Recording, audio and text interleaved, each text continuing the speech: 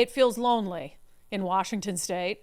If you are maybe a common sense person or a conservative elsewhere in the country, you have to understand that we are on a freaking island here.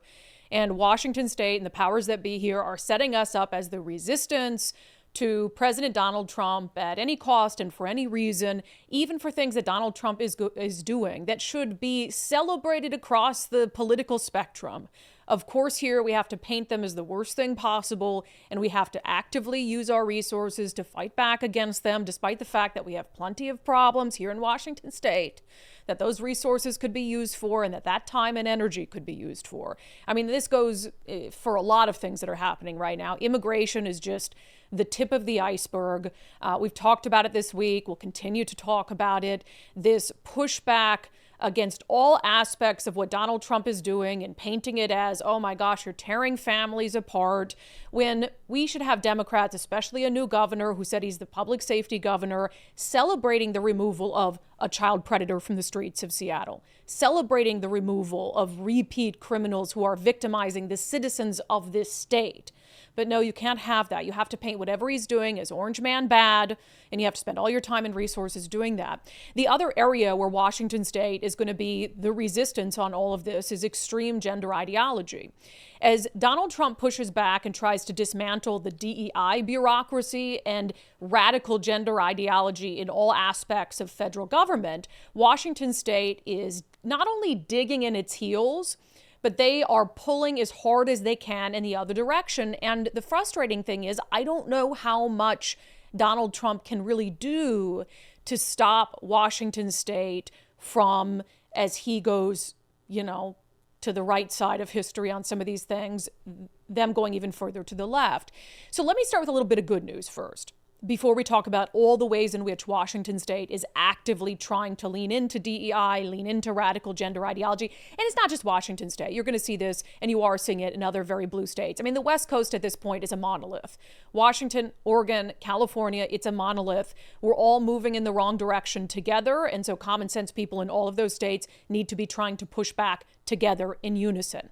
So a little bit of good news out of Washington state. On the show yesterday, we talked about how a lawsuit was thrown out that challenged the Parental Bill of Rights that was pushed via voter initiative and signed into law last year. There was a lawsuit questioning the constitutionality of it and the legality of it. Our Office of Superintendent of Public Instruction, the head of our public school system, said just on his own last year that he wasn't going to follow the Parental Bill of Rights because he thought it ran afoul of federal privacy protections for students. And so he's like, no, we're going to continue to hide kids' medical information from their parents for things that come up at school, like mental health issues or gender dysphoria or whatever it is. But thanks to the Attorney General's office, and I want to give Nick Brown credit, and the Silent Majority Foundation, they were able to get the lawsuit thrown out, which Pete Serrano with the Silent Majority Foundation told us on the show yesterday. He thinks that means that Superintendent of Public Instruction Chris Reykdal must now abide by all aspects of the Parental Bill of Rights, meaning no more hiding things from parents, no more allowing a kid to come to school and calling them by a different name and a different gender and hiding that from parents, prescribing kids medication their parents don't know about, etc. So we reached out, Nicole reached out yesterday to the Office of Superintendent of Public Instruction with that question. Given the court ruling in King County, no less, are you now going to be implementing fully the Parental Bill of Rights? Here's what we were told by Katie Payne, a spokesperson for OSPI. Our team is working to update the guidance, and we are hoping to get it issued as soon as possible. Now, Nicole followed back up because updating guidance is not telling us, yes, we're going to follow the full letter of the law. And so Nicole just to make sure said, hey, does that mean it's going to be fully implemented? It was an interesting response from OSPI because they said, of course. Why would you ask us if we'd be fully implementing the law? Of course we would. Because you haven't been fully implementing the law for the last 9 months. What do you mean, why would we ask you? The Office of Superintendent of Public Instruction the superintendent took it upon himself to not fully implement the law as if he was the arbitrator of what's constitutional or what runs afoul of federal law. So that's why we're just double checking, just making sure that now you will be fully implementing the law. So that's the good news.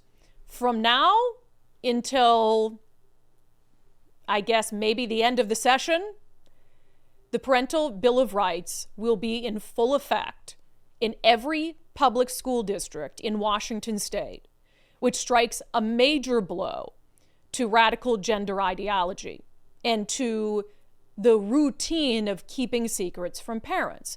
But as you know, that victory is potentially short-lived because as we speak, there are two bills working their way through the Washington state legislature that would simply undo key aspects of the Parental Bill of Rights. They passed it last year to keep it off the ballot, and now they are completely unraveling it. Those two bills are Senate Bill 5181 and House Bill 1296. Senate Bill 5181 and House Bill 1296. So while we have a momentary victory where radical gender ideology is dealt a blow in Washington state schools, the most progressive state in the nation, if either of these two bills are passed and signed into law by Governor Bob Ferguson, which I have no reason to believe he would not sign it, then all of that work is for nothing because they'll have undone the key provisions that parents wanted in the first place, which is stop keeping secrets from me about my kids. So here's what you can do today before we dive into all the other ways that Washington state is trying to push back against common sense when it comes to DEI and gender ideology. This morning at 7 a.m. on Patreon and Locals, no paywall at all, I posted 10 of the bills that we're watching this legislative session. And each of them has a link. And so you can really quickly just click on that link and you can go directly to the page to submit your opposition. And it'll take you maybe 30 seconds per bill. So I would suggest doing it for all 10 of the bills, but if this is an issue you care quite a bit about, you can go there, click on it, SB 5181, HB 1296, click on the link and just submit your opposition. Because as they're trying to unwind all the common sense, the very little progress we've made, your voice matters on that. So let's talk about now what's happening at the federal level.